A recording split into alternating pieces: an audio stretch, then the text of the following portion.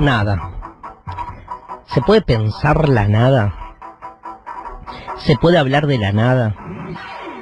Qué paradoja, desde el punto de vista, si quieren, más conceptual, más lógico, sobre todo en la medida en que pensemos que las palabras suponen una referencia. Si las palabras están significando algo y entendemos el significado únicamente como la disposición de palabras para explicar otras palabras, entonces la existencia o inexistencia del objeto referido es algo que sobra. Digo, podemos definir en un diccionario qué es la nada y listo, definimos la nada con otras palabras. Las palabras van a significar, porque significar siempre es la utilización de palabras para referirse a otras palabras, van a utilizar otros términos. Y vamos a hablar de la nada en términos de ausencia, vamos a hablar de la nada en términos de negación, pero ausencia y negación son otras palabras. Siempre hay otras palabras. Si no nos movemos, si no nos salimos del mundo del significado, si no nos salimos del interior de ese dispositivo lingüístico.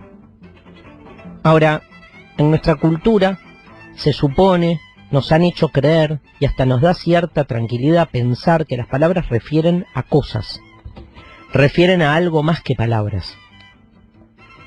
O sea que por fuera de las palabras nos encontraríamos con un mundo, ¿sí?, un mundo de referencias, lingüísticamente referencias, esa cosa real a la que se supone que la palabra se dirige.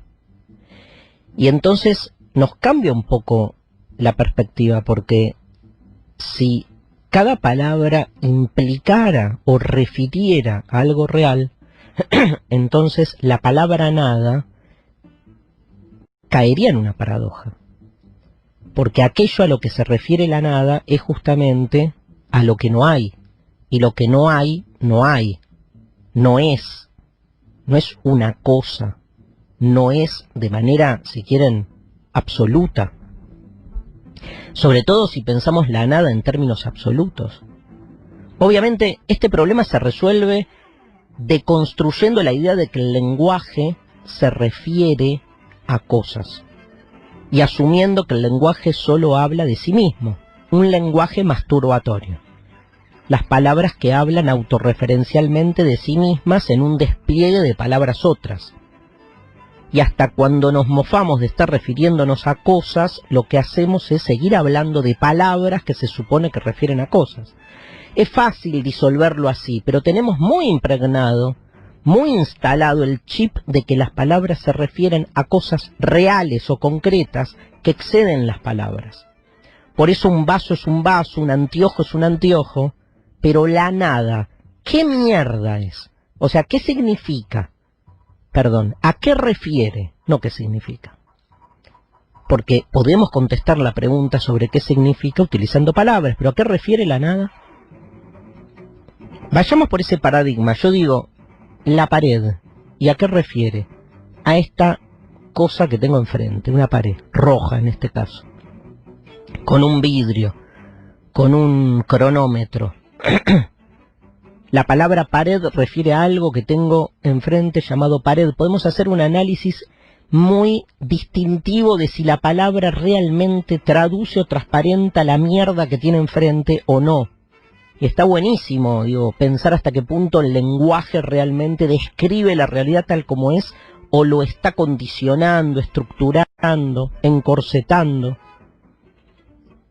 Pero otra cosa es cuando utilizamos palabras, como la palabra nada, cuya referencia es inexistente en el mundo real.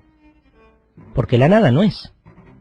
Y aquello a lo que se supone que la nada referencia, no está, no es. La nada, ¿qué es la nada? ¿Cómo puedo pensar la nada si la nada no es? Si la pienso ya no es la nada. Paradoja central de la posibilidad de pensar la nada. ¿Cuál es la paradoja? Que si pienso la nada no es la nada. porque al pensarla la cosifico, la entifico, le doy entidad, la transformo en algo que después creo que es la nada. Como cuando digo la nada me angustia. ¿Cómo te va a angustiar algo llamado la nada si te angustia ese algo? No es la nada, es algo. La nada es negra. No, boludo, si es negra, entonces es algo que tiene la característica de ser negro. Es que el negro es ausencia de color, es la nada de la nada, ¿no? Nadificación absoluta. Pero se entiende que hablar de la nada ya no es hablar de la nada. Si hablas de la nada, no es la nada. Y para tener una experiencia de la nada no podés tenerla. Ese no tener experiencia de la nada es la nada. Nosotros en la obra Desencajados hacemos un koan, que es una especie de pensamiento paradójico budista, que dice que un chaboncito, estaba abajo de un árbol meditando en un estado de sublime vacío. Y vienen los dioses, se le acercan y lo felicitan por su discurso sobre el vacío. Y Subhuti, este chaboncito, se despierta de su estado de vacuidad y les dice, yo no dije nada sobre el vacío. Y los dioses le responden, vos no dijiste nada sobre el vacío, nosotros no escuchamos nada sobre el vacío, ese es el verdadero vacío. Desde la retracción, que es la forma en realidad en la que la nada se nos puede presentar, despresentándose. Yo sé que es un juego de palabras, pero es el único espacio que te queda para pensar lo impensable, que es la nada. ¿Por qué? Porque hay una diferencia entre lo que podemos llamar una nada más bien absoluta de una nada más bien relativa, lo que se nos vuelve inexperienciable. ¿Te gustó esa palabra, Mariana? ¿No? A mí me encanta. Inexperienciable es la nada absoluta. Vamos a diferenciar la nada absoluta de la nada relativa. La nada relativa está siempre en compañía de algo. Por ejemplo, ahora está María Stanriver mirándome detrás del vidrio. Ahora ya no. Ese ya no significa que María pasó de ser detrás del vidrio a no ser más detrás del vidrio. O sea, yo miro detrás del vidrio y hay una nada, que es ese espacio vacío que dejó María. Sonó como medio poético, ¿no? Poético tipo Arjona. El espacio vacío que dejó María. Pero la nada la entiendo porque la chabonzuela estaba ahí y ahora no está más. Entonces este pasaje de estar a no estar habilita esa nada relativa.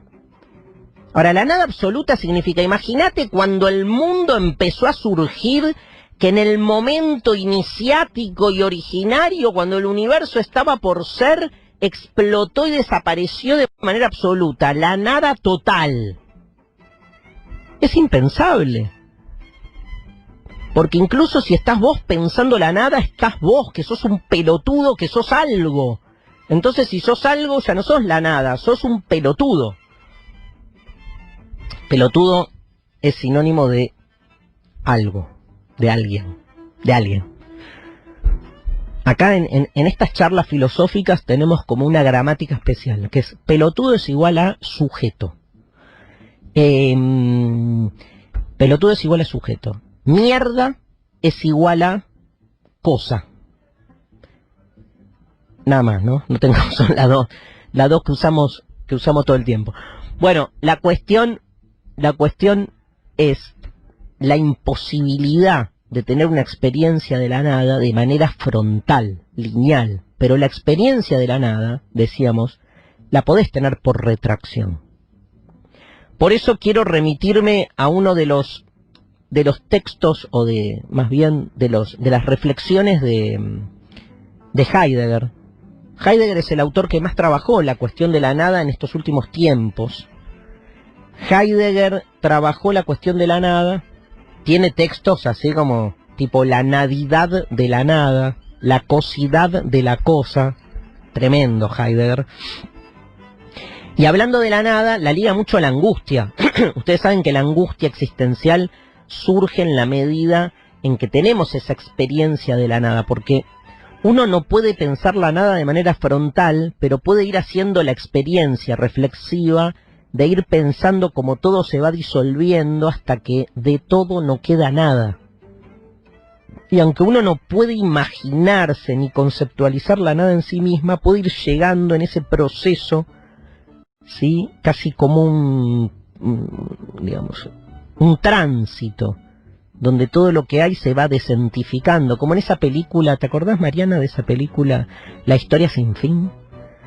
Que viene la nada y se morfa todo, que vos decís, ¿cómo mierda destruye y se come todo? Porque claro, lo va como disolviendo, y hay un pendejo que tiene la tarea de... Siempre los niños que tienen la tarea de salvar al mundo, y siempre en esas películas hermosas todo termina bien, que está bien. Digo, para que todo termine como el orto está la realidad de mierda. Por suerte está el arte y no el fútbol, que también termina mal, digamos. Entonces cuando ves esas películas o lees esas novelas que terminan como el orto, decís, ¿para qué? ¿No? O sea, si estoy viendo, consumiendo literatura, Mariana no está de acuerdo, pero la literatura tiene que ser salvífica, ¿viste? Si no, ¿para qué? Si no está la realidad. O sea, te tienen que tirar una onda. Tampoco te digo que te tienen que tirar la onda Rush. No, Rush no, Rosa como es, Rosa. Pero bueno. Bueno, la cuestión es esta. Heidegger dice, se hace como la pregunta fundamental, ¿por qué hay cuando pudo no haber habido nada? Él dice, ¿por qué el ser y no más bien la nada? Retomando una frase de Leibniz. ¿Por qué hay? Porque lo que está claro es que hay. Pudo no haber habido nada, pero hay. Pudo no haber habido nada. Era la otra opción. Pero hay. ¿Y por qué hay? ¿Vieron que el verbo haber es medio un sorete? El verbo. Es como que, ¿qué significa haber? Porque, por ejemplo, para que haya... Ahora hay un micrófono. Por eso ustedes me están escuchando. Para que haya micrófono, tuvo que haber habido antes el verbo haber. Porque si no hubiera habido el haber, hubiera sido imposible que haya un micrófono. Es una pelotudez, pero esto es filosofía. Toda la filosofía es una gran pelotudez, si lo piensan así. Pero nadie se detiene en el haber. Ahora, el haber tuvo que haber sido. Si no hubiera habido el haber, no hubiera habido nada de lo que hay. Entonces, primero el haber, loco. Hasta Dios es posterior al haber. Porque hubo Dios o hay Dios. ¿Hay Dios? Sí, hay Dios. Bueno, entonces hay. Primero está el hay, después hay Dios. Todos los que creen en Dios tienen que asumir... Porque si es en el hay, tipo, ay, ay, ay, ay. Ay, ay, ay, ay. Bueno, escúchame. ¿Por qué el ser y no más bien la nada? Ni idea, boludo. Ni idea, ni idea. Es como... Yo me acuerdo cuando daba este tema en el secundario, agarraba a los les pendejes de 15 años y les decía, ¿por qué hay, tercer año, ¿por qué hay y por qué el ser y no más bien la nada? ¿Por qué hay cuando pudo no haber habido nada? Y les decía, esta es una pregunta que no contestó nadie en 3000 años de filosofía. ¿Quién te dice que acá en este momento no hay un genio, genia, que la conteste? Y todos los pendejos morían y te tiraban respuestas que eran unas más pedorras que otras, pero no importa, digo, no es que les pendejes eran pedorreros, digo, el ser humano es pedorro. La diferencia entre lo que decía un pendejo y lo que decía Heidegger es gradualismo, ¿entendés? Es nada. Lo incontestable es eso, ¿no? ¿Por qué hay? Yo qué sé. Voy a decir, no, porque Dios lo quiso. ¿Y por qué hay Dios? Y porque Dios se quiso a sí mismo. ¿Y por qué? O sea, ¿por qué hay? ¿Por qué no la nada? Es imposible de que alguien diga, no hay ciencia, no hay religión, no hay verga que te pueda responder eso. Entonces, repensemos la nada. Yo soy nadista. Vamos a decirlo en latín. Nihilista. Y ahí cambia un poco el esquema. Los cultores de la nada son los cultores de nihil, que en latín significa nada. De ahí viene el término nihilismo. Ustedes saben que a Nietzsche se lo considera un autor nihilista. ¿Qué es el nihilismo? En su acepción más lineal, diríamos que un nihilista es tipo el que milita la nada. ¿Qué mierda es militar la nada? ¿Cómo militás la nada? Yo milito la nada, ¿eh? ¿Sabes cómo militás la nada? Militás en contra de los todos, de todos aquellos que creen que su postura es una postura verdadera, o única, o real.